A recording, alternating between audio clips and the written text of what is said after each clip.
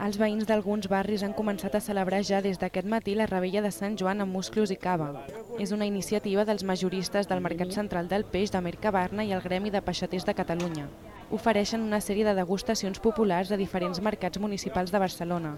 Volen recuperar així una antiga tradició culinària i és que, segons expliquen, en aquesta època de l'any és quan hi ha més i millors musclos.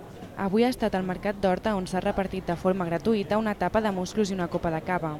S'han escollit els 8 mercats que tenen el distintiu de Mercat Verd, és a dir, que potencien els productes ecològics i de proximitat.